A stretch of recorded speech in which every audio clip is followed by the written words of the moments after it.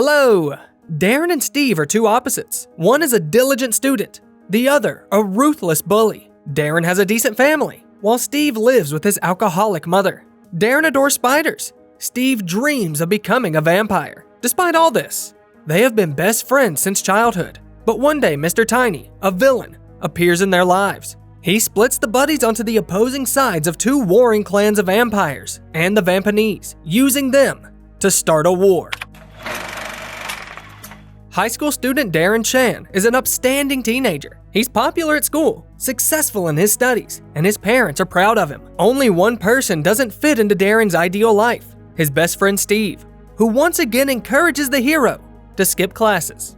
Instead of studying, the friends go to the roof, where Darren curiously examines a spider, while bandit Steve hurls stones at the streetlights, prompting his friend to do the same. Once again, Darren gives in to the provocation. His rock flies directly into the streetlight outside the classroom window. This is immediately discovered by the teacher, resulting in a scolding from Darren's parents, who blame his obnoxious friend Steve for his son's bad deeds. His parents forbid Darren to speak with the bully. The next time the boy meets Steve, he must confess that he promised his parents he would stay away from Steve. Darren offers to be friends in secret so that nobody knows about it. Steve tells his buddy everything he thinks about his idea. In the midst of their fight, a mysterious car drives by. A man throws a leaflet out, flashing the plate Destiny. The car disappears around the corner. A flyer announcing Circa falls at the feet of the surprised friends. Despite the ban on seeing Steve and a house arrest, Darren goes to the show with his friend. The boys get there on their bikes, and Steve notices a bloody moon in the night sky. The friends buy a ticket from a strange little creature in a hood and walk into a dark building, where they are met by Mr. Tall. He accepts the tickets and lets the boys into the auditorium, where an audience has already gathered. Mr. Tall himself begins the show. The man solemnly announces the first freak, and the Wolf Man appears on the stage. The werewolf moves towards the audience, obeying Mr. Tall's commands. Suddenly, the latter forces him to attack the girl in the front row, and the Wolfman bites off her arm in front of the terrified audience. However, it turns out that the injured girl is also a member of the show. Korma limbs, and her arm instantly grows back. Next comes Alexander Ribs, who frightens the audience with his horrible torso structure. Then, Gertha Teeth descends from the ceiling. Afterwards, comes Ramus Two Bellies, capable of swallowing anything. After them, appears the Snake Boy, along with his pet python, Bippo. Next, one of the main stars of the show, the seer, Madam Truska, comes on stage. Her performance requires an assistant from the auditorium. The artist's choice falls on Darren, whose touch causes a long, thick beard to grow on Madam's face. During the performance, the Oracle suddenly experiences a terrifying vision of Darren, leaving her with a sense of danger. The woman immediately informs her lover, Crepsley, about this, who enters the stage next. Lorton, finish your act quickly and let's leave this town early. But the man does not take this warning seriously. To the applause of the audience, he bursts onto the stage with his partner, a spider named Madam Octa, who emerges from his hat. Darren, a spider enthusiast, is mesmerized by the most interesting specimen of the arthropod, one bite of which promises certain death. The vampire-obsessed Steve whispers to his friend of his discovery. In front of them is not the magician Crepsley, but the actual vampire, Ver Horsten, the image of which he saw in one of his books. While the friends are talking, Octa suddenly lands on Darren's knee. Next appears Crepsley himself to pick his partner up, and all of a sudden, he informs the boys. Now boys, vampires don't exist. Suddenly, their insufferable schoolteacher bursts into the hall, along with the sheriff and a crowd of onlookers who have arrived to disperse the show of freaks. The visitors quickly disperse, including Darren and Steve. Looking for a way out, Darren stumbles upon the magician's room and is tempted to go inside to admire Octa. The boy unexpectedly discovers a large coffin there, and pulling away from it, he also finds a cage with the spider. Hearing approaching voices from behind the door, Darren hides the cage in his bag and climbs into a closet. Being captured there, he sees Crepsley and Gavner Pearl walk in, toasting to the successful performance. Suddenly, Steve shows up at the door. The boy begs the vampire magician to turn him into a vampire too, as his life is a true nightmare. Steve has never seen his father, and his mother is always drunk. Crepsley is hurt by these words, and he decides to test the boy's blood to see if it's suitable for turning. He tastes it and spits it out onto the floor in disgust. You can never be a vampire. Not getting what he wants, the angry guy promises to take revenge and leaves. Gavner follows him. Left alone, the vampire decides to check on the hushed spider and discovers that Octa is gone. Darren realizes that he may get caught and escapes through a secret passage in the back of the closet door. Once outside, he stumbles upon a car. A stranger inside offers to save him from the chase, and the guy hops in without hesitation. An unpleasant-looking man named Tiny and his gloomy sidekick learn Darren's name, and the big guy unexpectedly pulls a hair from the boy's head and places it in a glass casket. He promises he will learn the guy's fate, and the strange couple drops Darren off at his house. The next day, not wishing to part with Octa, Darren brings her to school. He is caught near his locker by Steve, who quickly figures out what his friend has done.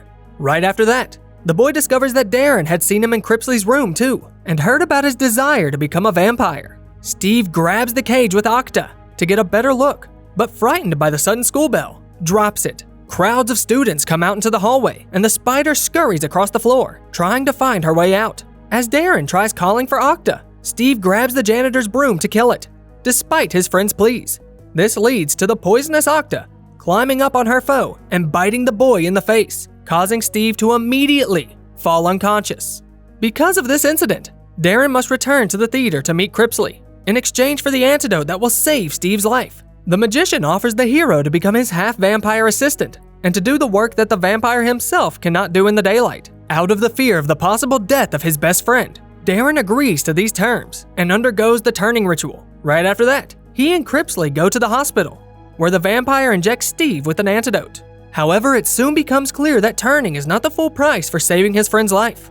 The vampire informs Darren that he must leave his family. After letting him say goodbye to his loved ones, Crepsley fakes the boy's death, and after an ostentatious funeral, at which grief-stricken Steve also shows up, digs the perfectly alive boy out of his grave. While the heroes are in the cemetery, they are unexpectedly attacked by Mr. Tiny's assistant, Merlot, who shows up to steal the newly born vampire.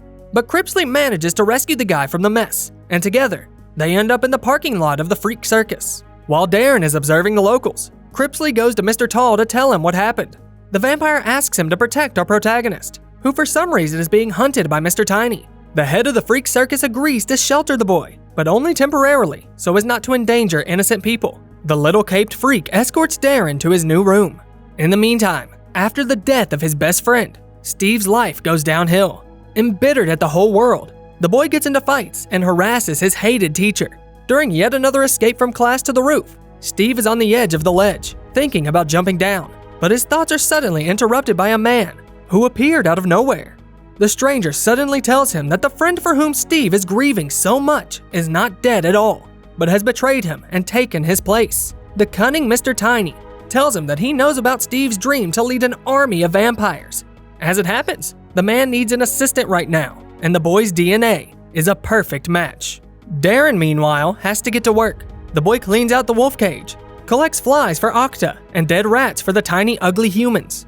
In his spare time, he decides to practice his new vampire powers, and starts by moving through space with lightning speed. One evening, Mr. Tiny's black car bursts into the measured life of the Freak Circus. The villain is greeted joyfully by the hooded little men. They kiss the man's hands, preferring to bite everybody else's. The guest goes to see Tall and Crepsley, with whom he strikes up a conversation about Darren and learns that the newly turned vampire doesn't even drink blood. Crepsley tries to find out why the villain is after the guy and assumes he's trying to fulfill some sort of prediction. Tiny evades the answer. Mr. Tall also refuses his demand to hand over the new vampire.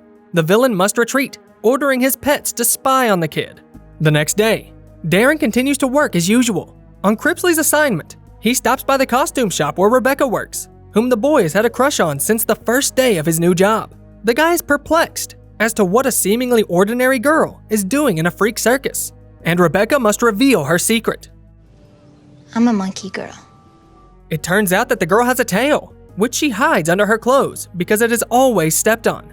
Later, Darren, confused by this unexpected news, talks to Crepsley about it. The vampire helps him clear his doubts by saying that he is dating a bearded woman, something he himself would not have believed a couple of 100 years ago. Suspecting Tiny's impending attacks, Crepsley takes Darren to self-defense training at night. However, since the boy doesn't drink blood, he can't even use his claws, and his mentor decides to take immediate action to correct that.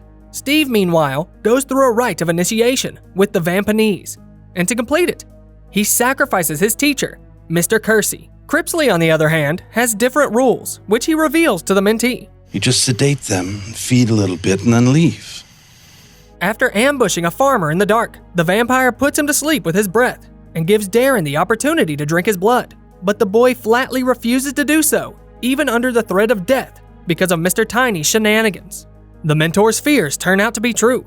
That same night, the villain's accomplices show up at the circus camp, and the friendly team of freaks fights them off, while Crepsley and Darren hide in a shelter. During the day, the guy takes advantage of his abilities to walk under the sunlight. He gets out of the shelter and learns that villains have kidnapped Rebecca. Darren immediately sets out to rescue her, leaving a farewell message for Crepsley through Octa. The guy arrives at the theater on his bicycle and goes inside. Merlot immediately appears on the stage, theatrically greeting his guest, with Rebecca and the boy's own family tied up and suspended in front of him. As the evil show continues, to Darren's surprise, Steve also appears on the scene and informs his former friend of Mr. Tiny's offer to join the Vampanese. In order to do so, Darren must kill Rebecca and save his family. Otherwise, he will die.